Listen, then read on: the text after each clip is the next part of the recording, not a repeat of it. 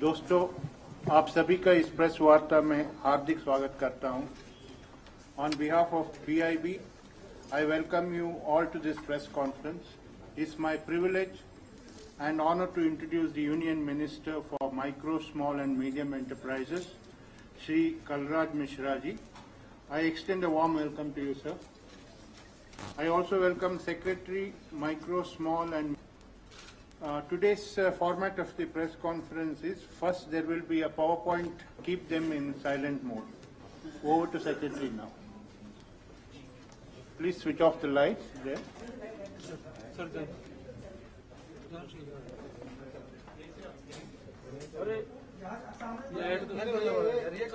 So as was introduced just now, before the Minister makes a statement, I'll just give you a little bit of a background of the MSME sector and what the programs are and how we've been doing on that. If you look at the presentation, the first slide is about the MSME sector generally and its contribution to the economy. It's important to state this because we are talking about micro, small and medium enterprises, but the contribution is tremendous. There are about 36 million enterprises contributing nearly 8% of the GDP. If we include the service sector, then the contribution is to the tune of 35% of the GDP. The contribution of manufacturing towards manufacturing is 45%, to mercantile exports 40%. The MSME sector is the biggest employer after agriculture. In terms of the vision with which the ministry works, we are looking at vibrant, competitive, innovative and resilient MSMEs for the country that realize the potential in the rural areas and urban areas for employment generation, entrepreneurship and skill enhancement, manufacturing, wealth creation and social well-being. Our approach in recent months has centered around the following. First of all, an active engagement with the stakeholders. There are a number of stakeholders who have to be dealt with, and we'll come to that. And secondly, enhancing the efficiency and reach of the development programs. So with these twin objectives, some of the important initiatives which have been taken recently are as follows. We have considerably enhanced the public outreach. In that, we have created interactive interfaces on the Facebook and Twitter. It's important to note that nearly 70% of the followers on the Facebook are people in the age group of 18 to 34. We are already operating a Uddami helpline for supporting and assisting potential entrepreneurs. Over the last few months, we've held intensive interactions presided over by the Honorable Minister with industries associations. More than 80 industry associations participated in a very detailed interaction which continued for over 5 hours. This happened in July 2014. There's been a national conference of ministers and secretaries of all the state governments and union territories in August. Detailed interactions have been held with the Khadi institutions and stakeholders for enhancing and improving the marketing and implementation of reforms in the Khadi sector to make it more competitive and sustainable. In line with the public outreach objective, a number of e-governance initiatives have been initiated. We've created a platform for virtual clusters, which was launched some time ago, and in which already 125 academic institutions and over 18,000 MSME enterprises have already joined. An employment facilitation portal lodged in Nisbad, one of our institutions, has been created in July, and so far over 10,000 youths seeking jobs have been included on the platform, together with 179 employers who have registered themselves. So this is a matchmaking between the job seekers and the employers. Another important initiative is the online filing of EM1, EM2 registrations, which has to be done by the district industries centers of the state governments, the software for which has been prepared and is being progressively rolled out in collaboration with the state governments. The National Small Industries Corporation has launched a B2C, business to customer web portal for assisting the marketing of the MSMEs. In addition to that, within the ministry, some e-governance initiatives have been taken, and I just mentioned the following. E-office initiative, which will ultimately do away with the physical movement of the files and will enable e-movement of the files. We have completed the ISO 9001-2008 certification process, and the ministry is one of the few ministries, in fact the only ministry which has been recommended as a whole for ISO certification, which we expect to receive in about a few weeks' time. Biometric attendance systems has been introduced. Now I come to some important programs which have been revamped and relaunched, or new programs which have been initiated. I mentioned here the revamping of the Spurti scheme, which is for the regeneration of traditional industries. It has been launched recently, and it will cover 71 village industry clusters across the country. Progressively, it will be expanded to include 800 clusters. A special component plan for border, hill and left-wing extremism affected areas has been approved and sanctioned at a cost of 76 crores. A revamped scheme for helping the coir industry, a new coir industry to come up, has been approved. A software online registration system, which I just mentioned about, has been prepared and is being rolled out progressively with the state governments and the district industry centers. Employment-linked skill enhancement program on PPP basis has been launched by our Development Commissioner's Office. Firstly, with Samsung Industries, and progressively it will be followed up with other industrial houses which are interested in similar facilities. Coming to the existing programs, what we find is a significant improvement in the current year compared to the previous years. For example, the Prime Minister's Employment Generation Program with the online tracking system and online application system has considerably improved in terms of the number of applications received, the number of applications sent to the banks, the disbursements made, and the number of persons trained under the program. Similarly, when we look at the skill development programs and the entrepreneurship development programs, the number has increased considerably compared to the previous years. 7 schemes in particular have been simplified by way of providing online facilities for application making and approvals. As you are aware, a number of important budget announcements had been made in the speech of the Honorable Finance Minister. One announcement related to the creation of 10,000 crore venture capital fund for startups. In this regard, the ministry has been working closely with the Department of Financial Services to evolve a framework keeping in view the type of funds which will be received for this program. Similarly, we have already been in touch with the Ministry of Finance for creating a committee which has been promised on the financial architecture of the MSMEs, and it has to be set up by the Ministry of Finance. As regards the fund of 200 crores for technology center networks, innovation, entrepreneurship and agro industries, detailed consultations have been held with the food processing industry, textiles, science and technology, rural development, biotechnology ministry, agriculture and Department of Electronics, which are connected with the setting up of enterprises in this regard connected with this particular program, and a draft paper and program has been prepared, which is in public discourse right now.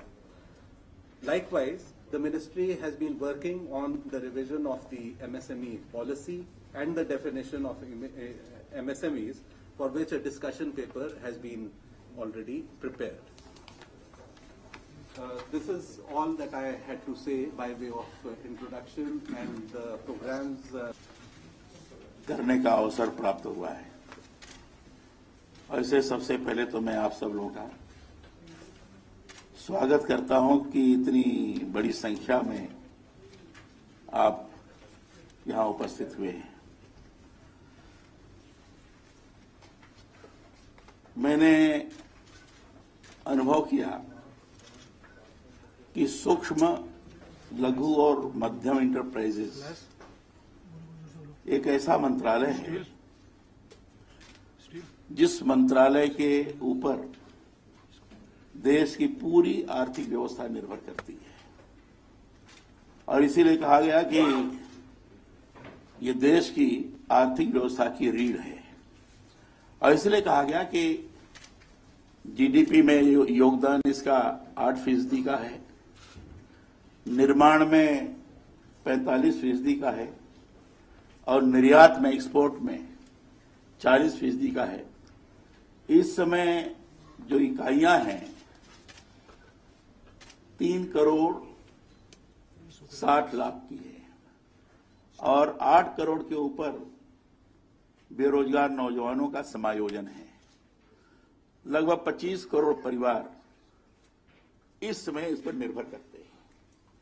इसका अर्थ यह है कि यह एक प्रभावी, एक ऐसा माध्यम है कि जिस माध्यम से अधिकाधिक इंटरप्रेन्योर्स को तैयार किया जाए, उद्यमी को तैयार किया जाए,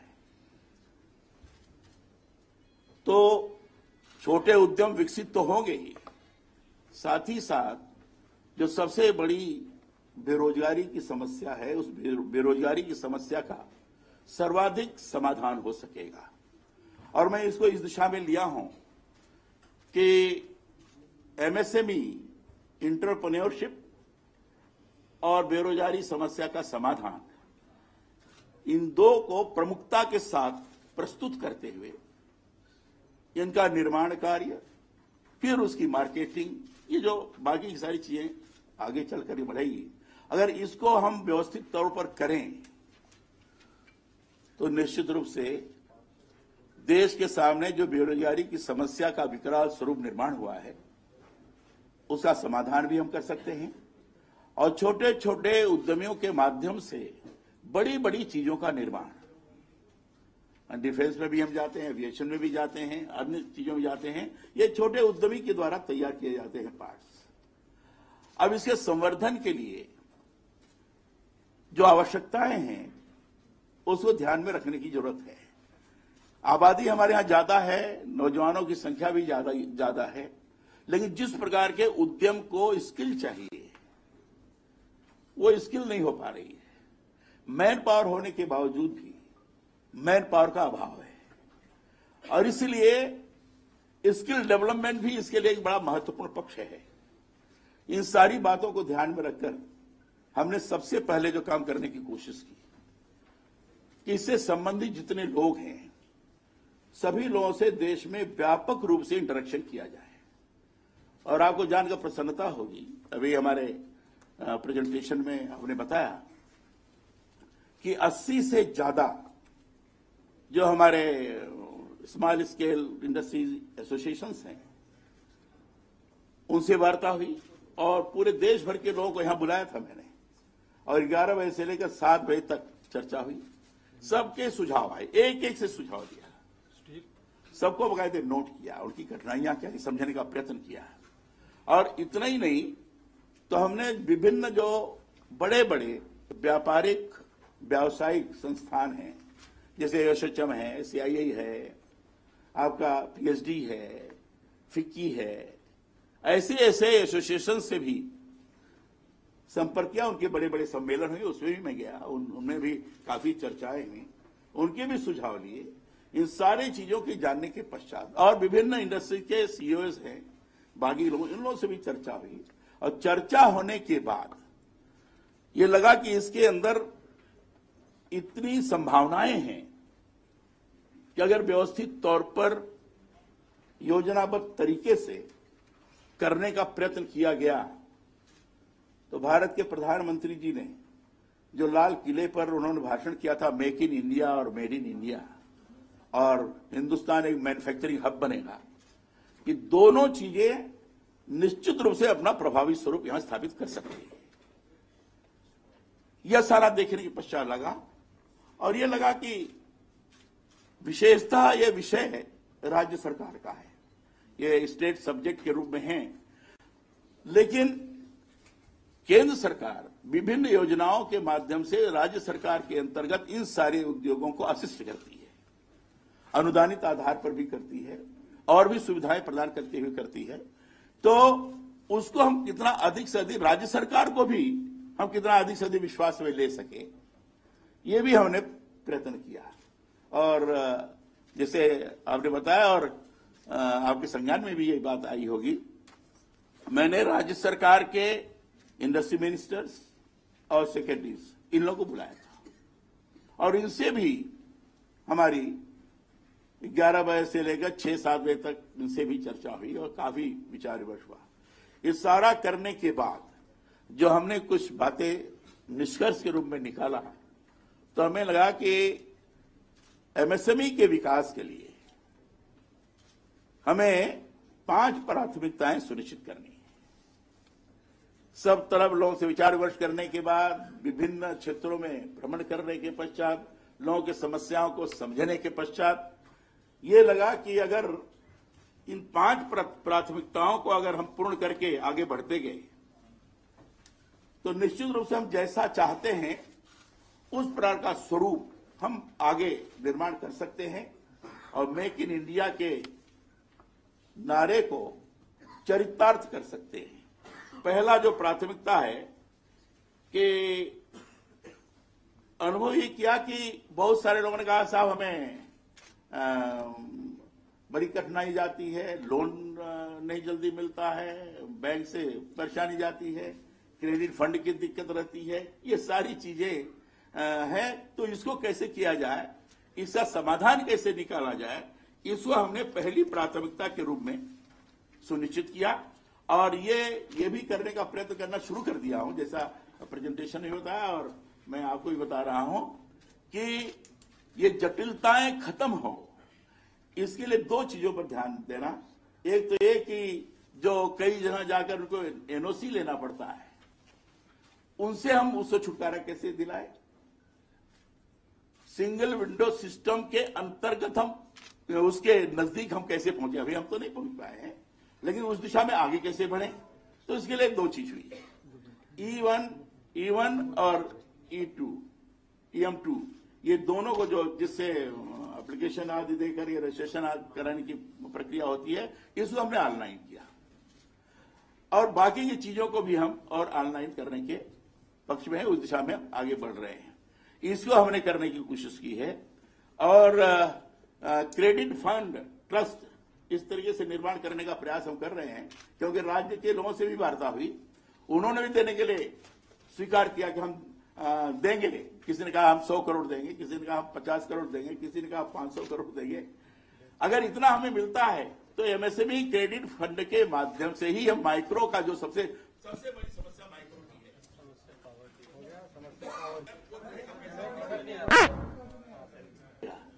लेकिन क्रेडिट गारंटी जो होगी माइक्रो को, जो जल्दी ही कोलेटरल फ्री होने के बाद ही बैंक नहीं देता है, तो उस गारंटी होने के बाद बैंक को विचार करके करना पड़ेगा। तो इस दिशा में बढ़ रहे। तो पहली प्राथमिकता हमने ये सुनिश्चित की। दूसरी प्राथमिकता हमने ये निर्णय किया कि सामान्य तौर पर राज्य सरकारों को ये सारी चीजें करनी पड़ती है और इसमें जैसे हमने कहा कि क्रेडिट फंड के हिसाब से राज्य सरकार से भी हमने आग्रह किया कि आप उतना पैसा डालिए ताकि हम इसमें लगा सकेंगे।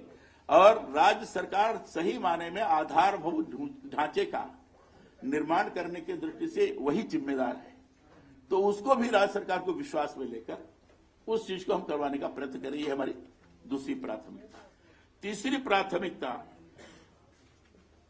हमने एक किया कि ये जो प्रक्रिया है, इस प्रक्रिया को हम जो एनओसीज की और बाकी सारी प्रक्रिया, इस प्रक्रिया को हम कितना सरल और व्यवस्थित करने का प्रयत्न करें, उस दिशा में अनुकूल वातावरण का निर्माण हो सके, इस हिसाब से हम इसको आगे बढ़ाएं ताकि जो इंटरप्रेन्योर है वो इधर उधर भटक रहा है वो भटकने की स्थिति में न रहे। जो प्राथमिकता है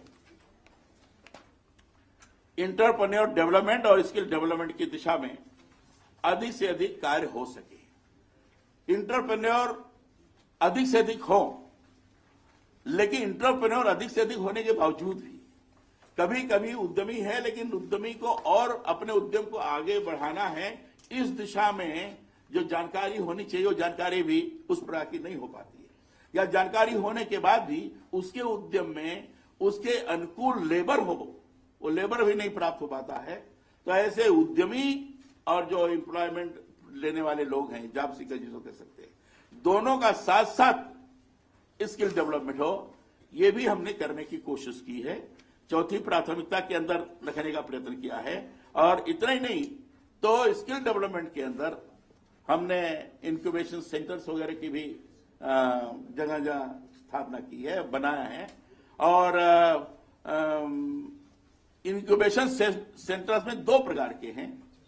एक जो है कक्षा 10 और उससे ऊपर का जो नौजवान है, कम पढ़ा लिखा है, ऐसे लोगों के लिए लिवलीहुड इंक्यूबेशन सेंटर्स का रूप हम देते हैं और वहां ले जाकर के मशीन पर सिखाते हैं। फिर बाद में अगर वो ले सकता है मशीन, कम पूंजी में कुछ लोन दिलाने की प्रक्रिया भी हम सरल करते हैं, उसको भी सिखाते हैं। और दूसरा जो छोटे उद्यम में जाकर काम कर सकता है, उसके लिए भी हम सिखाते हैं। नट बोल्ट है, बाकी सारी चीजें हैं, ये जो आवश्यकता होती है इंडस्ट्री के अंदर, उस हिसाब से छोटे इंडस्ट्री के अंदर उस हिसाब से लोगों का स्किल डेवलपमेंट करना। एक तो ये, दूसरा टूल रूम्स है हमारे। टूल रूम्स में जो हाई टेक्नोलॉजी के लोग हैं या काफी पढ़े लिखे हैं, बीएससी हैं, एमएससी हैं, बीटेक हैं, एमटेक हैं, एमबीए हैं, इस स्तर के लोगों को भी टूल रूम्स में हम स्किल डेवलपमेंट का कार्यक्रम करते हैं। वो बड़ा है और वहां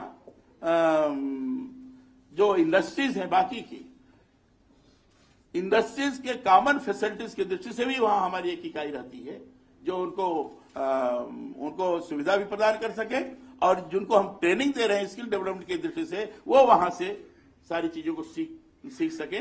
तो चौथी प्राथमिकता स्किल डेवलपमेंट के हिसाब से हम आगे करने का प्रयत्न कर रहे हैं। इसी के अंतर्गत जो अभी हमारे सचिव महोदय ने अपने प्रेजेंटेशन बताया कि हमने पीपीपी का जो आश्रय लिया है, जिसमें सैमसंग के साथ हमने एक एमओयू किया और सैमसंग को हमने अपना आधारभूत ढांचा दिया, वो अपना भवन दिया, वो अपना मशीन ले आएंगे, अपना इंस्ट्रक्टर ले आएंगे, सारी चीजें करेंगे और सिखाएंगे और 10,000 युवकों को प्रतिवर्ष वो ट्रेनिंग देकर उसको वही नौकरी में भी रख लेंगे। इसी ढंग से और भी किया है। अभी एक जॉब टू डायलॉग, ये एक मोबाइल बेस्ड रिक्रूटमेंट का हुआ है। अभी हैदराबाद में इसको हम ही ने लॉन्च किया था, जो पीपीपी का है मामला, उन्होंने किया है। अब उसके माध्यम से 1 लाख मोबाइल के आधार पर लोग नौकरी प्राप्त कर सकेंगे। इसी ढंग से और भी उस दिशा में हमारा प्रयत्न है, क्योंकि कोशिश यह है कि अधिक से अधिक बेरोजगार नौजवानों का समायोजन और एंटरप्रेन्योर्स का बढ़ोतरी। और एंटरप्रेन्योर्स के बढ़ोतरी के अंतर्गत हमने जहां अभी तक अर्बन और इस इलाके के ज्यादा एंटरप्रेन्योर्स थे, हमने जोर दिया है rural entrepreneur, SC ST entrepreneur और महिला एंटरप्रेन्योर। इनके ऊपर भी हम जोर दे रहे हैं और इसको आगे बढ़ाने का हम प्रयत्न करेंगे।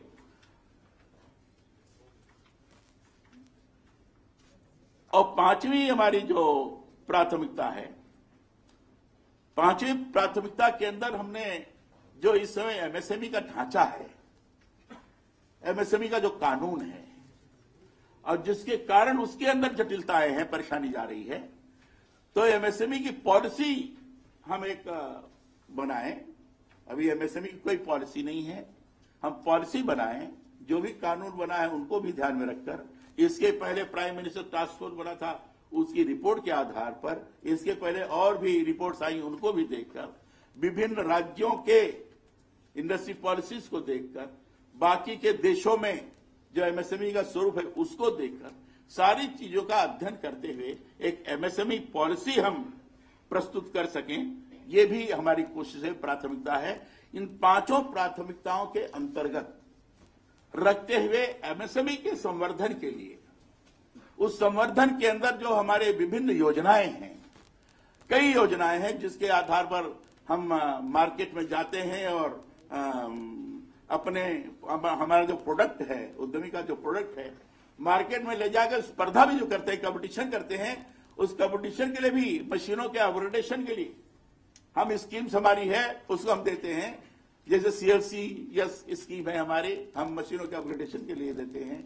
हम देते हैं नेचुरल मैन्युफैक्चरिंग कॉम्पिटिटिवनेस प्रोग्राम, इसके माध्यम से उसके 8 कंपोनेंट हैं, उनके आधार पर भी हम अधिक से अधिक मशीनों का अपग्रेडेशन हो और प्रोडक्ट अच्छे हों।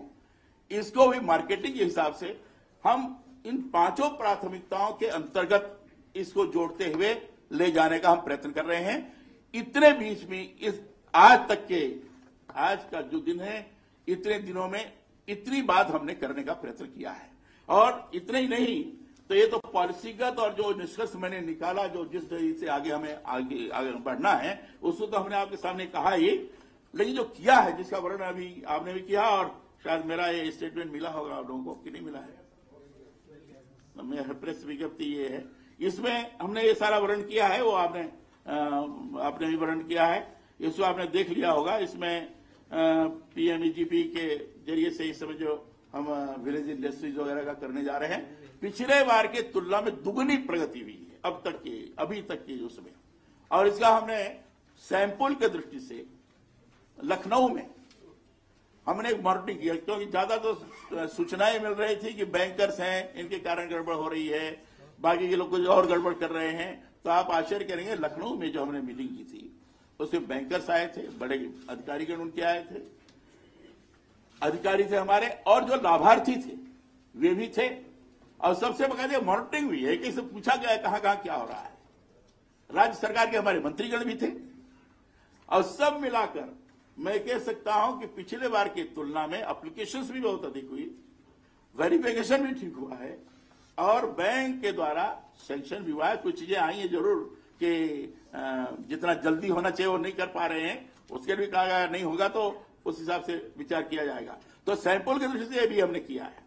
तो पीएमजीपी की तरफ से अधिक से कार्यक्रम हो, और इसमें 1,24,000 युवक लाभान्वित हुई हैं इस बार के उसमें। दूसरा जो है, अभी स्फूर्ति योजना के बारे में बताया है, जिसमें पारंपरिक दृष्टि से जो हमारे उद्योग थे, जिसमें हमने इसमें 76 क्लस्टर लिए हैं, और उसके मशीनी अपग्रेडेशन के लिए हम इस क्लस्टर का विशेष रूप से चयन करते हुए काम करते जा रहे हैं। और हमारा उद्देश्य है कि 500 क्लस्टर्स में हम कवर कर लेंगे, ये इसमें बाकायदे दिया हुआ है। और अभी सूचना सबको ऑनलाइन प्राप्त हो जाए ठीक से, डिटेल, इसके बारे में हमने वर्चुअल कलेक्टर वेब पोर्टल पर उपलब्ध कराया है। ये सामान्य आवेदन फॉर्म, क्रेडिट स्कोरिंग मॉडल, इन सारी सुविधाओं और उद्योग एकेडमिया विभिन्न लिंकेज के लिए एक मंच प्रदान करेगा।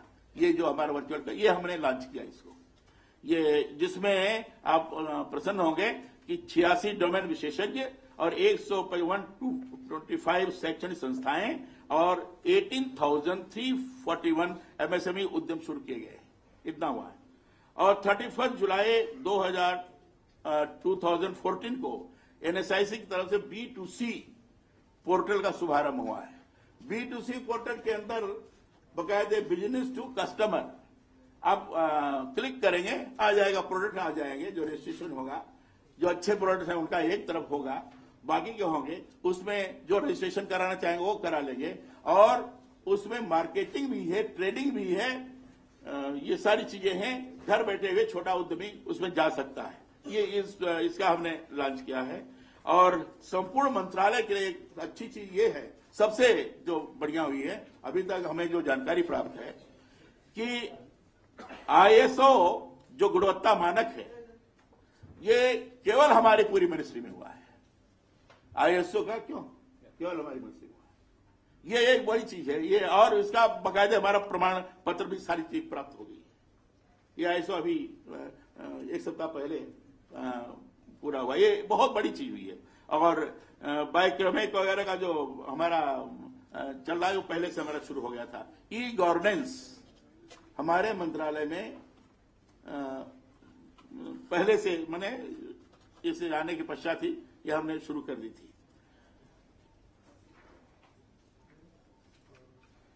बायोमेट्रिक की बात आपको हमने बताई, EM2 इसका बताया मैंने। इसमें जो EM1 और EM2 है, इस सभी राज्यों और संघ राज्य क्षेत्रों के साथ एक वीडियो कॉन्फ्रेंस भी आयोजित की है। ये भी इसमें है, जिसमें 658 जिले और 644 जिला उद्योग केंद्रों में से बहुत कम के पास फाइलिंग की ही कार्य प्रवाह आधारित ऑनलाइन प्रणाली है। मैंने ये देखा गया और हम उसको करने का प्रयत्न कर रहे हैं। अच्छा, वेबसाइट हमारी तैयार हुई है। वेबसाइट पर सारी चीजें चल जाए, आप देख सकते हैं अच्छी तरह से। मैं समझता हूं कि अच्छा, अब इसमें चूंकि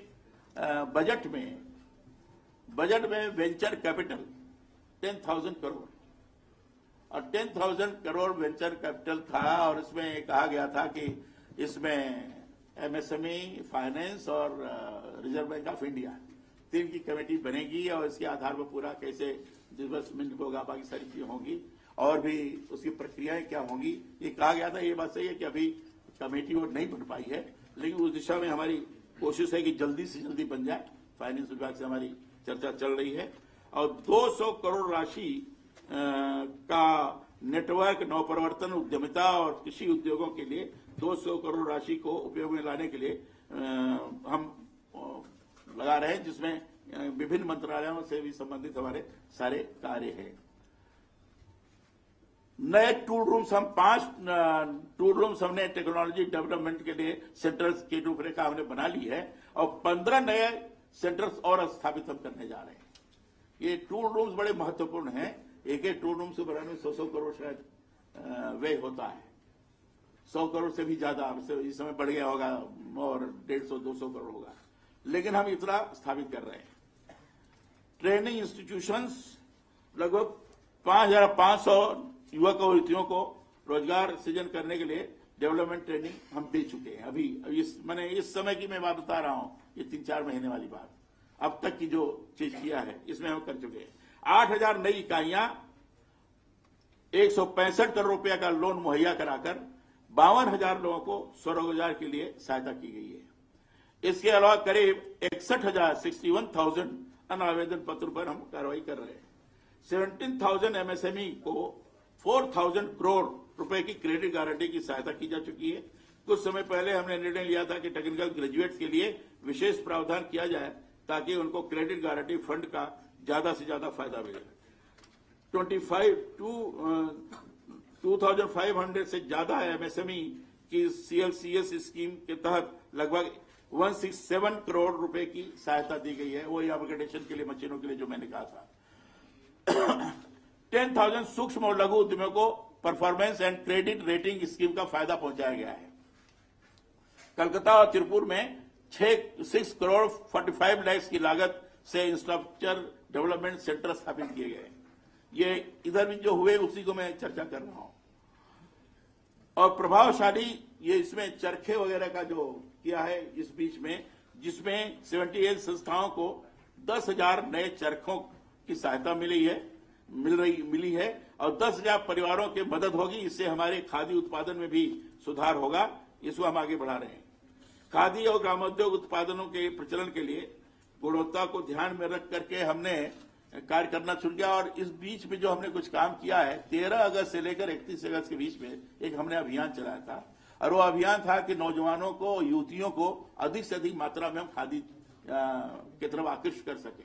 और मैं मुंबई में जाकर मैंने स्वयं एक मोबाइल बस का किया था, उसमें खादी के सामान जो इंडस्ट्री थे वो भी, कपड़े भी, डिजाइन भी, सारी चीज करके भेजा था, और वहां काफी बिका। और यहाँ दिल्ली में भी हुआ है, और आप आश्चर्य करेंगे 13 अगस्त से लेकर 31 अगस्त के बीच में 5 करोड़ से ज्यादा बिका है, लाभ हुआ है उसका, और रिबेट देने के बाद। तो एक अच्छी शुरुआत की थी, और इसको और हम आगे बढ़ाने वाले हैं यूनिवर्सिटीज में, बड़े बड़े डिग्री कॉलेजेस में, और अब इसको गांव में भी हम ले जाने का प्रयत्न करेंगे। तो खादी की दृष्टि से ये सारी चीजें हुई हैं, और जिसमें हमारे कुछ इंस्टीट्यूशंस हैं जो बड़े महत्वपूर्ण काम कर रहे हैं। जैसे हमारे कॉर्पोरेशन है, NSI जिसी है, स्मॉल स्केल इंडस्ट्री कॉर्पोरेशन है, इन्होंने इंक्यूबेशन सेंटर्स प्रभावी तौर पर हर जगह बनाने का प्रयत्न कर रहे हैं, और कोशिश है कि और आगे बढ़ता जाए। निस्बत है ये इंटरप्रेन्योर्स और जॉब सीकर दोनों को मिला के स्किल डेवलपमेंट की दृष्टि से वो काम कर रहे हैं।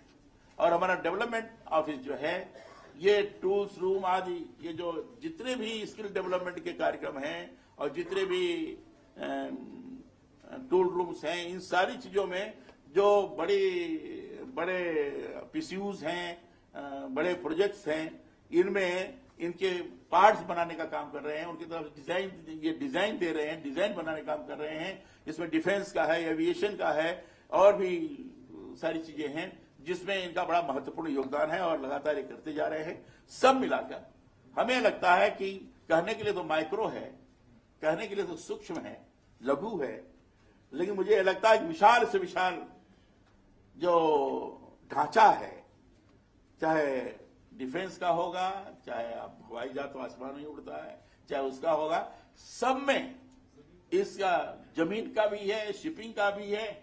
मैं तो चूंकि वहां गया था हैदराबाद में, सारा बन रहा, शिपिंग का भी बन रहा है, शिपिंग का भी है, हवाई जहाज का भी है, आपका डिफेंस का भी है, सब डिजाइनिंग भी और सब कुछ बन रहा है।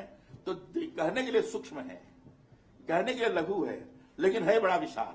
और यही लघु और विशाल दोनों मिलकर हिंदुस्तान को एक विकसित देश के रूप में बनाएंगे। और कल जो परसों जो मेक इन इंडिया का लॉन्च करने जा रहे हैं, वो मुझे लगता है कि उसके आधार में ये MSME ही है, और MSME के ही माध्यम से हिंदुस्तान एक विकसित देश होगा, इतना पूरा विश्वास है। जो भी यूरोप हो, चाहे जर्मनी हो, इटली हो, चाहे आपका जापान हो, ये सारा देश अगर विकसित देश हुए हैं तो MSME के आधार पर हुए हैं, क्योंकि कुछ देखने का और पढ़ने का अवसर मिला है। तो मैं बड़ा विश्वास के साथ बोल रहा हूं, और मुझे पूरा विश्वास है कि आने वाले काल में हिंदुस्तान की जो भयंकर समस्या है बेरोजगारी की, 5 वर्ष के अंदर हम ये संदेश दे सकेंगे कि हम ही इन बेरोजगार नौजवानों को बेरोजगार के से स्वरोजगार की तरफ हम अग्रसरित करेंगे, और ये यात्रा हमारी लगातार जारी रहेगी। धन्यवाद आपको। और मेक इन इंडिया, उसमें आप नए रोजगार पैदा करेंगे। आपने 1,24,000 लोगों को 3 महीने में दे दिया, मतलब लगता है पिछली सरकार, हाँ सर, प्राइम मिनिस्टर सर जो आपने उपलब्धियां गिनाई है, लगता है पिछली सरकारों ने कोई काम नहीं किया, 3 महीने में इतना कार्य हुआ। तो स्किल डेवलपमेंट में आगे आने वाले टाइम में, अगले 5 साल लें या 1 साल लें, 2 साल लें, कितने लोगों को ऐसा रोजगार परक आप ये करेंगे, और चाइना से कैसे कॉम्पिटिटिव करेंगे? आपने और बड़ी कंट्री का तो नाम लिया, लेकिन सबसे ज्यादा कंपटीशन हमारी चाइना से, उसको कैसे फेस आउट करें? आप हमारे मित्र हैं, और थोड़ा सा आपके प्रश्न में सुधार कर दूं। मैंने ये नहीं किया कि पिछली सरकार ने नहीं कुछ किया। अगर एक नहीं, देखिए ऐसा जाते मत करिए। मैंने तो पिछली सरकार के कारण गुणगान गाया। हमने कहा कि उनकी सरकार में ही तो भैया 8 करोड़ बेरोजगार नौजवान समाज हुए उसी। हाँ तो भाई पिछले सब हम तो अभी आए हैं ना, ये 4 महीने के अंदर थोड़ी हुआ है, ये तो पहले का ही था। वो एक संदेश है, वह एक संदेश है कि विभाग ऐसा है कि अगर प्रभावी तौर पर चीज की जाए तो आगे चल करके 5 वर्ष के अंदर एक जबरदस्त संदेश देता है। ये उसका अर्थ है। हमने आलोचना नहीं की, ना आलोचना करने का मुझे अधिकार है। इसलिए अधिकार नहीं है कि जो काम किया है, काम करने वालों को हम कैसे कह सकते नहीं किया है। कम हो सकता है, ज्यादा हो सकता है, अलग प्रश्न है, वो हम कह सकते, टिप्पणी कर सकते हैं, लेकिन काम नहीं किया ये मैं नहीं मानता। सर, मैं दीपाली हूँ, CNBC आवाज से। मेरे आपसे 2 सवाल हैं। पहला सवाल यही कि जब आपने राज्य मंत्रियों के साथ बैठक की थी, उसमें साफ तौर पर कहा गया था कि करीब 100 करोड़ रुपए का कॉर्पस आप जो क्रेडिट गारंटेड फंड है उसमें कंट्रीब्यूट कीजिए। उस वक्त तक जो जानकारी थी, केरल और छत्तीसगढ़ 2 राज्य ऐसे हैं जिन्होंने इसमें कंट्रीब्यूशन किया है। मैं आपसे जानना चाहती हूँ कि आपके कहने के बाद क्या कोई दूसरे राज्यों ने भी इस दिशा में कदम उठाए हैं? देखिए, आपने ठीक किया, केरल और छत्तीसगढ़ ने तो उस समय किया था, लेकिन बाकी के लोगों ने आश्वासन दिया और लोगों ने कहा कि हम इतना करेंगे, हमारे पास वो सारे आंकड़े लिखे हुए हैं और उनको पत्र लिख रहे हैं, वो होगा, मुझे पूरा विश्वास है करेंगे। सर, एक और इसी के साथ मेरा एक दूसरा question. Please madam, please respect your other colleague. Sir, मैं अदिति हूँ, हिंदू बिजनेस लाइन से। सर, उसी मीटिंग के दौरान आपने ये कहा था कि पीएम के साथ स्टेट बैंक चीफ्स की मीटिंग और आपके मंत्रालय की होगी, जो स्मॉल इंडस्ट्रीज के एनपीएस हैं उसके बारे में अगर बैंक्स कुछ कदम उठाएं तो वो मामला कुछ आगे बढ़ा है कि नहीं? देखिए, जो सारी चीजें आई थी, जिसके पहले भी जो हमने स्मॉल इंडस्ट्री एसोसिएशन की मीटिंग की थी, उन्होंने जितने सुझाव दिए थे उसको, और बाकी के जहां हमें सुझाव प्राप्त हुए थे उसको हमने कैटेगराइज करते हुए सारी चीजों को लिख करके उसमें किसका कैसे समाधान हो सकता है करने का प्रयत्न किया, और बाकी की सारी चीजों को ये हमने लिख करके प्रधानमंत्री जी को भेज दिया। प्रधानमंत्री जी कोई पास चला गया है, जब भी वो उस संबंध में बुलाकर बात करेंगे उस पर चर्चा होगी। ये बात सही है कि इस पर फाइनेंस मिनिस्टर और कॉमर्स मिनिस्टर, इन दोनों के साथ बैठकर वार्ता होनी है इन विषयों को लेकर, और मुझे लगता है जल्दी होगी, उसमें कोई हर्ज नहीं है। सर, जो मोदी जी का विजन है मेक इन इंडिया, उसके लिए वो विदेश जा रहे हैं, जो बड़ी बड़ी उद्योगपति हैं, मल्टीनेशनल कंपनी है, उनको देश में ला रहे हैं, तो ये जो कंट्राडिक्शन होगा कि जो लघु उद्योगपति हैं हमारे देश के, उनके सामने चुनौती पैदा होगी अगर वो देश में मल्टीनेशनल कंपनी लाते हैं, तो ये कहीं ना कहीं विजन में टकराव दोनों की स्थिति बनती है। विजन में कहीं टकराव नहीं है। निवेश करने वाले जो आ रहे हैं, और आपको जानकर प्रसन्नता होगी, उसमें काफी बड़ी संख्या में एमएसएमई की दृष्टि से है, काफी बड़ी तादाद में। बड़े भी उद्योग जो लगाने के हिसाब से आएंगे, उनके पार्ट्स वगैरह जो बनाने हैं, बाकी सारी चीजें बनाने हैं, वो वार्ता की जा सकती है, जो एमएसएमई के माध्यम से वो पार्ट बनाए जा सकते हैं, क्योंकि जब बड़े उद्योग लगते हैं तो उनकी एंसेलरी भी लगती है। एंसेलरी स्मॉल स्केल इंडस्ट्री के रूप में होती है, वो अपना पार्ट्स बना सकते हैं, इसलिए उसमें कहीं कंट्रडिक्शन नहीं है। चाहे जापान में उन्होंने सहयोग देने की बात कही हो, चाहे चीन ने देने की कही हो, अब उसमें तो कहा कि औद्योगिक पार्क हम बनाएंगे, एमओयू हुआ है औद्योगिक पार्क बनाने का, प्रधानमंत्री ने घोषणा भी कर दी। हमने भी, उन्होंने कहा कि अहमदाबाद में चीन बनाए और हम वहां बनाते, ये भी बात आई। तो इसमें औद्योगिक पार्क के अंतर्गत भी एमएसएमई है, तो एमएसएमई कहीं उपेक्षित नहीं है। प्रधानमंत्री की निगाह में एमएसएमई एक महत्वपूर्ण है, क्योंकि बगैर एमएसएमई के मेरी ये मान्यता है कि हिंदुस्तान मैन्युफैक्चरिंग हब नहीं हो सकता। सर, मैं संजय शर्मा हूं आज तक से। ये पिछली जितनी भी सरकारें आई हैं, सबने दावा किया कि हम सिंगल विंडो सिस्टम बना रहे हैं। क्या आपने इसके लिए कोई टाइम फ्रेम तय किया है या 5 साल ऐसे ही निकलेंगे? तो आपको करके दिखा रहे हैं ना, हमने 2 कर दिया ना, हमने AM1 और AM2 2 ऑनलाइन कर दिया और उस दिशा में जा रहे हैं। हम एक फॉर्मेट बना रहे हैं, अभी चूंकि जब तक हो न जाए तब तक कहना ठीक नहीं है, इसलिए उस दिशा में बढ़ रहे हैं। और हमने इसमें लिखा भी है, हमने ये नहीं लिखा हम कर देंगे, हमने लिखा है उस दिशा में आगे जा रहे हैं सिंगल विंडो सिस्टम में, ये इस पे अपने नोट में भी लिखा है। कलराज जी, सुनील जैन, प्रणाम। मैं ये जानना चाहता हूँ कि कई बार एसएमई इसलिए भी एनपीए हो जाते हैं कि हमारी नीति में टकराव हो जाता है। जैसे पर्यावरण के चक्कर में पटसन बंद हुआ और आपने उसको प्लास्टिक बैग्स में कर दिया, तो उस दौरान नागपुर साइड के, महाराष्ट्र साइड के लगभग 1 से 1,500 मिलें बंद हो गई और वो सबके सब एनपीए हो गई। आज वो बिकने के कगार पे हैं और उनके घर भी बिक रहे हैं, बैंक उनको छोड़ नहीं रहे हैं, जबकि ये टकराव सरकार की नीति का था कि पर्यावरण की वजह से हुआ। तो आप उनकी किस तरह से मदद कर रहे हैं और ये टकराव और अंतर झगड़े को किस तरह से मिटाने की कोशिश? सुनील जी, ये बात आप सही कह रहे हैं, ये शिकायतें भी आई हैं और इसमें एग्जिट पॉलिसी, एग्जिट वाली भी बात हमने की है, कैसे निकला जाए, ये सारी बातें आई हैं। और ये हमने जो जटिलताएं वाली बात की है उसमें इंक्लूडेड है। और जो हमारी पॉलिसी इस बार हम ला रहे हैं, उस पॉलिसी के अंतर्गत उसको हम विशेष रूप से विचार करके ला रहे हैं, और कैसे निकलेंगे, क्या होगा, इस पर भी हम विचार कर रहे हैं। मध्य प्रदेश ने इस पर कुछ करने की कोशिश की है, जो सिख यूनिट हो गई या जिसके कारण वो एंटरप्रेन्योर परेशान हो गया, मध्य प्रदेश ने इसका कुछ सॉल्यूशन निकाला है। इकट्ठा सबको बुला लिया है, वहीं भाई इसका दाम इतना लगेगा, इतना ले लो, इस ढंग से चीजें किया उन्होंने। तो किस तरीके से उसको ठीक किया जाए, इसके बारे में विचार कर रहे हैं। पर इधर यहाँ पर गवर्नमेंट के ऑर्डर का है, गवर्नमेंट ने अपने खुद ऑर्डर किए हैं, उस वजह से वो एनपीए हुआ। मैं इसीलिए कह रहा हूँ कि सारी चीजों को देख करके उसका समाधान कैसे निकलेगा, इसको करने का प्रयत्न कर रहे हैं। Sir, Faiz Askari SME street से। सर, पिछली दिनों में जो पॉलिसीज आई हैं, जैसे national manufacturing policies, SME procurement policy, new procurement policy, तो इनसे भी आप कुछ टेक अवेज लेंगे जो कि हमारी नई एमएसएमई पॉलिसी में आएंगे, या क्योंकि मैन्युफैक्चरिंग एक बहुत ही इंपॉर्टेंट सेगमेंट है। देखिए, नेशनल मैन्युफैक्चरिंग कॉम्पिटिटिवनेस प्रोग्राम जो है उसके 8 कंपोनेंट हैं।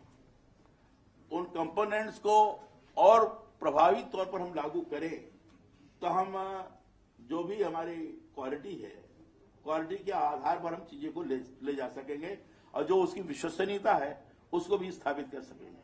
दूसरी जो प्रोक्योरमेंट पॉलिसी का प्रश्न है, ये बात सही है कि कई पीसीयूज जो हैं प्रोक्योरमेंट जैसा करना चाहिए उतना नहीं कर पा रहे हैं। केवल 32 पीसीयूज ऐसे हैं जिन्होंने 20% प्रोक्योरमेंट का पालन किया है, 32 पीसीयूज ओनली। जबकि प्रोक्योरमेंट, जबकि पीसीयूज की संख्या लगभग 556 है, शायद 146 है।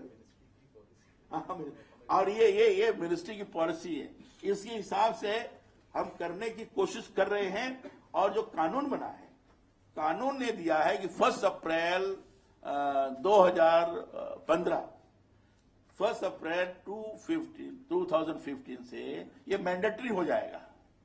अब मैंडेटरी होने के बाद जो करते कि नहीं करते हैं, हम लोग जो विचार कर रहे हैं, जो अभी पॉलिसी वाली जो बात मैंने की है, ये पॉलिसी के बारे में भी और एक्ट में अमेंडमेंट के बारे में भी, क्या जो पीसीयूज नहीं करते हैं तो उनके बारे में भी कुछ होना चाहिए ताकि वो करे। वो कैसे हो सकता है, करने की कोशिश करेंगे।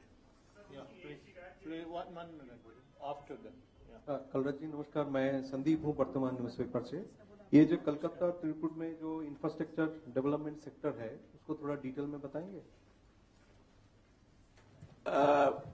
डेवलपमेंट वहां लोगों ने स्मॉल स्केल इंडस्ट्री जो बाकी लोगों ने मिल करके उसको उस इलाके में किस तरीके से हम एसएमईज और माइक्रो के हिसाब से अधिक से अधिक हम जो आधारभूत ढांचे हैं उसको व्यवस्थित कैसे करें, आपस में सारे कंट्रीब्यूशन करते हुए ये 5 करोड़ कंट्रीब्यूशन के आधार पर बनना। आप बता दीजिए, ये आप बता दीजिए। I think you are referring to the industrial area which has been set up in point number 18. हाँ वो है वो in Calcutta, in West Bengal. So what has happened is that the industrialists have got together. They formed a cluster and arranged for the land and set up an industrial estate, and that has been supported by the ministry. So there are 2 components of that: setting up of the industrial estate and a common facility center for certain kinds of industry which are predominantly present in that cluster.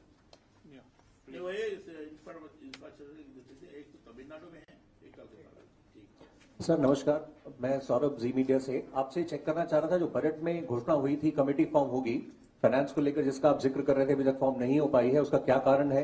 क्योंकि finance सबसे बड़ी चुनौती है और कब तक उस पर वो हमें नहीं करना है।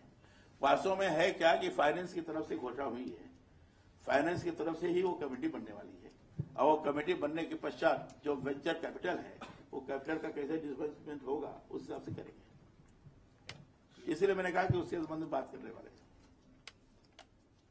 कलराज जी, मैं दीपक शर्मा हूँ आज तक से।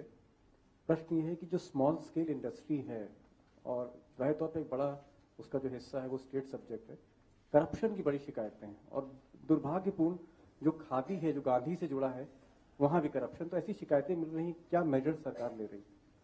आपका प्रश्न ऐसा है कि प्रश्न में उत्तर ही है, उत्तर में उसका कोई इसका कोई जवाब नहीं है। मैं अब हम आपको अब जबरदस्ती कहें कि नहीं ऐसा नहीं है, मैंने कर लिया, वैसा कर लिया, ये खाली अपने को संतुष्टि प्रदान करने के लिए होगी। करप्शन है, करप्शन होता रहा है, एक सिस्टम में आ गया है। ये सिस्टम जब तक बदलेगा नहीं तब तक होगा नहीं। सिस्टम को बदलने के लिए, ट्रांसपेरेंसी लाने के लिए ऑनलाइन हम सब करते जा रहे हैं। ऑनलाइन के ई गवर्नेंस के आधार पर ही करप्शन समाप्त होगा। उस दिशा में हम काम करने का प्रयत्न कर रहे हैं। हम ये कहें कि नहीं हमने खत्म कर दिया या हम खत्म कर देंगे, हम दम नहीं करते, लेकिन ई गवर्नेंस के आधार पर हम ट्रांसपेरेंसी ला सके, ये हमारी कोशिश है। मंत्री जी, योगेश भारद्वाज, उत्कल मिल से। फिरोजाबाद का चूड़ी उद्योग, लेकिन मंत्रालय स्किल डेवलपमेंट का कार्यक्रम चला सकता है, क्योंकि राज्य सरकार चमड़ा उद्योग पर स्किल डेवलपमेंट का कार्यक्रम बहुत सालों से चला रही है। क्या आपका मंत्रालय इन उद्योगों को, जो कि बिल्कुल इन उद्योगों में काम करने वाले निचले तबके के मजदूर हैं, उनके स्किल डेवलपमेंट को उठाने का प्रयास करेगा? देखिए, स्किल डेवलपमेंट की दृष्टि से हमारा अलग से कार्यक्रम सब जगह चल रहा है। और जो हम सेंटर, जैसे यहाँ बनारस में वो सेंटर खुल रहे हैं जो सैमसंग के साथ हुआ है, स्किल डेवलपमेंट का ही कार्यक्रम है वो, और भी स्किल डेवलपमेंट के हम जगह जगह करेंगे। जहां तक आपने इन उद्योगों के बारे में बताया, वो तो क्लस्टरल हमारा डेवलपमेंट हम करने का प्रयास कर रहे हैं। स्फूर्ति के माध्यम से हम यही सब कर रहे हैं। और हमने कहा है कि पहले प्रथम दृष्टया हम 70 क्लस्टर ले रहे हैं। इसमें ये इन सारी चीजें भी आ जाएंगी इसके अंतर्गत। और हमारी कोशिश है कि 500 क्लस्टर हम इसमें कवर कर दें, इस स्फूर्ति के माध्यम से। तो स्फूर्ति में हमने बाकायदे पैसा दिया है, उसमें आया है, तो इस हिसाब से करने का प्रयत्न करेंगे। सर, मैं संतोष पाठक हूँ, समाचार प्लस उत्तर प्रदेश चैनल से, यहाँ पे सर प्रेस कॉन्फ्रेंस करने के लिए। पहले तो मैं आपको ये बता दूं, प्रधानमंत्री जी ने नहीं कहा था कि 100 दिन का कोई कार्यक्रम होगा। तो ये 100 दिन का मैं नहीं दे रहा हूं, अब तक का दे रहा हूं, क्योंकि 100 दिन का हमने कभी नहीं माना, न कहा प्रधानमंत्री जी ने। अब चल पड़ा, अब आप लोगों ने कहना शुरू कर दिया, हो गया, तो 100 दिन का चल पड़ा, वो चल पड़ा। लेकिन हम जो दे रहे हैं आज तक का दे रहे हैं। और प्रधानमंत्री कभी नहीं नाराज हुए थे किसी से भी। तो जो आता है अखबार में, कैसे आता है, क्या आता है, भगवान जाने, तो कोई गुप्त संदेश देता होगा लेकिन प्रधानमंत्री कभी नहीं किसी से नाराज हुए। प्रधानमंत्री ने कभी किसी के मिनिस्ट्री के बारे में कोई ऐसी बात नहीं की। अब पता नहीं किस स्रोत से आ जाता है, भगवान जाने। अब एक तो स्रोत एक बार ऐसा आ गया था कि एमपीज की मीटिंग हो रही थी, तो आ गया, IBM नाम नहीं लेना चाहिए, कई जगह आ गया कि कलराज मिश्रा को नीचे किया गया, ऊपर नहीं बैठाएगा, ऐसा करके मेरा नाम लेंगे। हम आश्चर्यचकित रहे और हमसे सवाल पूछे गए कुछ, हम तो ताज्जुब में रह गए कि भाई जिससे संबंधित उसे पता ही नहीं, और यहाँ न्यूज चल रही है, अखबार में आ रहा है, पता नहीं क्या क्या। तो वो तो खैर हमें खराब इसलिए नहीं लगता कि लोग करते हुए कर ले, तो जिससे करने से उनको संतुष्टि मिल जाए, अच्छा है, हमें कोई उससे परेशानी नहीं जाती है। तो 100 दिन का कोई ऐसी बात नहीं थी, आज तक का है। संतोष जी, ठीक है ना? इस पे कहाँ तक बात पहुंची है, क्या उनकी तरफ से? नहीं, बैंक तो यही कहते हैं कि हम बेस रेट पर दे रहे हैं। हमारे जितने भी बैंक थे, बैंकों से बात हुई, बैंक यही कहते हैं कि लोन तो हम बेस रेट पर देते हैं। लेकिन सही बात है कि बेस रेट पर नहीं है, कहीं 12% है, कहीं 11% है, कहीं 13% है, इस तरीके से चलता है। बेस रेट पर नहीं देते। लेकिन बैंक से अलग से हम जब बात करते हैं तो कहते हैं हम बेस रेट पर दे रहे हैं। अब है ये परेशानी है।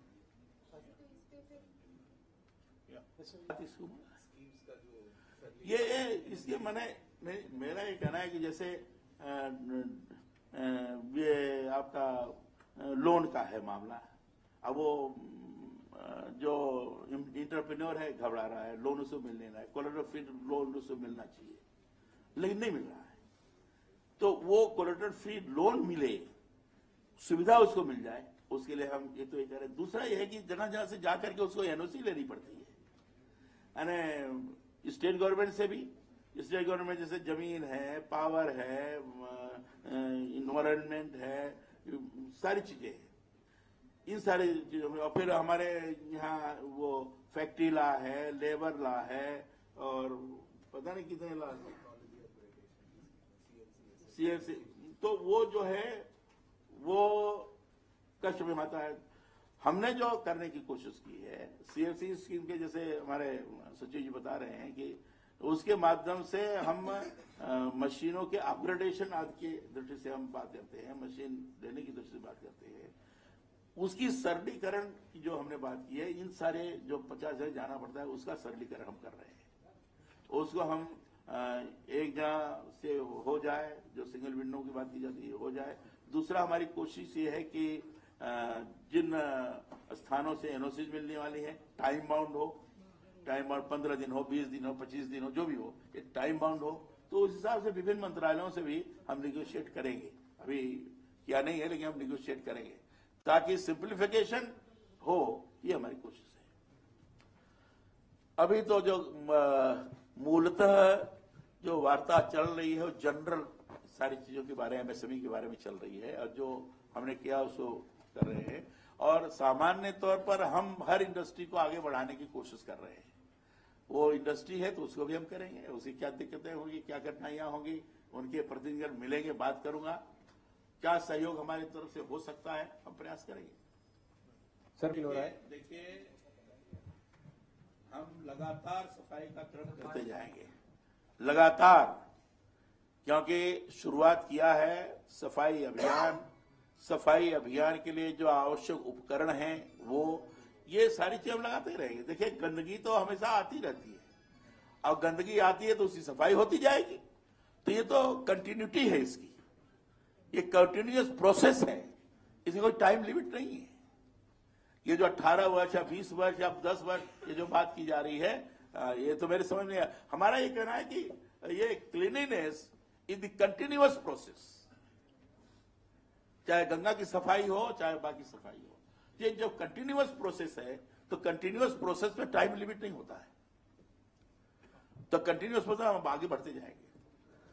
सर ये स्किल इंडिया से संबंधित है, वही है, केवल नाम बदल रहा है। एक चीज मैं बताऊं, ये जो स्किल की बात करते थे, स्किल केवल MSME का है ये मानना ठीक नहीं है। स्किल की आवश्यकता हर जगह पड़ती है। स्किल की आवश्यकता आपकी एजुकेशन में पड़ती है कि नहीं पड़ती है?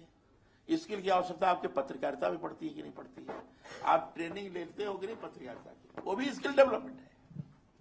तो ये सारी चीजें स्किल डेवलपमेंट, हर क्षेत्र में स्किल डेवलपमेंट की जरूरत पड़ती है। MSME एक ऐसा क्षेत्र है जो एग्रीकल्चर के बाद सबसे बड़ा है। एग्रीकल्चर के बाद सबसे बड़ा क्षेत्र होने के नाते इसमें सर्वाधिक स्किल डेवलपमेंट के संभावनाएं हैं, इसलिए हम करते हैं। उसका रिस्पांस बहुत अच्छा है, और मुझे तो ऐसा लगता है कि अभी तक तो 10,000 कहा था, अगर शायद हम 20,000 कहे होते तो शायद वो स्वीकार कर लेते। इस प्रकार का रिस्पांस हो रहा है। नंबर 2, और भी कंपनीज हैं जो हमें अप्रोच की हैं, और एक जहां मैं हैदराबाद में